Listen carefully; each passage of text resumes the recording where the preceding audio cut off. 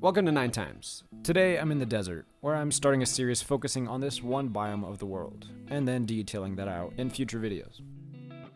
One aspect I'm deciding early on in the process is that the desert area has a bunch of colossal monsters roaming around that terrorize the people living there.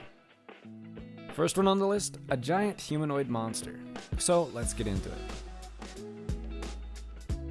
I had decided that I wanted it to be sort of skeleton-like as far as color, as well as the bone-like exoskeleton which makes up its entire body. It was a bit unnerving that I was able to design something this creepy without much effort. The only requirement I gave myself going in was that it would be a humanoid giant. I didn't have to go ahead and make something that looks like it's from a horror movie though. I guess I should have had a disclaimer at the beginning of this video, but oh well. Now, you may not think this is all that scary right here, but that's because you aren't using your imagination. Just picture this thing crouching over you, Iron Giant style, or the dread and desperation when you realize you can't outrun this thing. You can only hide and pray and try not to weep as you think of your soon-to-be orphan kids and widowed spouse. Sorry, I got a little carried away there. Just trying to justify and explain the fear of my own drawing. Just don't get caught by one of these. Anyways, the eyes are a yellow-orange color, which stands out nicely on the soft, dark gray skin in the eye sockets around them.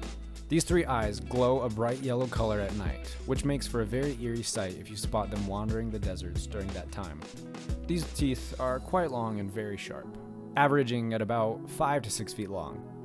Definitely a viable material for a cool weapon, if by some miracle you manage to get one. They're basically a part of the exoskeleton, so may not fall out all that easily, although one could possibly break off.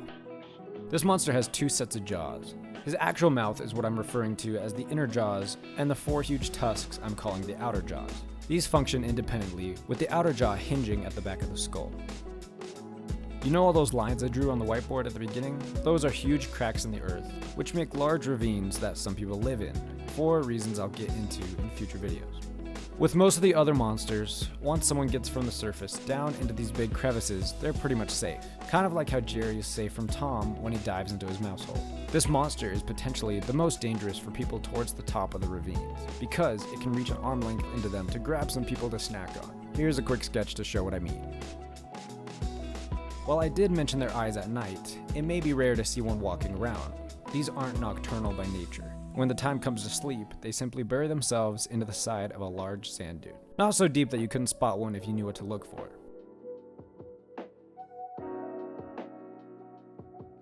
This thing is big, like really big. The hand alone is around 12 feet long from the wrist to the fingertips. That's 2 6-foot-tall humans stacked on top of each other, just to give you a mental picture. It pretty much has the average human proportions to its size, but with arms being longer relative to its body than human arms would be. As far as the overall height, I've been going back and forth and honestly still can't decide. For now, I've decided to make the average adult stand at around 115 feet. Part of me thinks this should be bigger. I don't know if 115 counts as colossus size, but that's the number we're settling on for now. A juvenile would be close to half the height of an adult.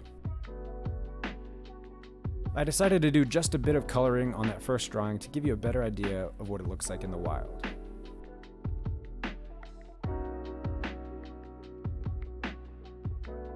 With all that done, let's make a quick encyclopedia entry in this little book here, and then I'll jot down a few notes here and there for future reference.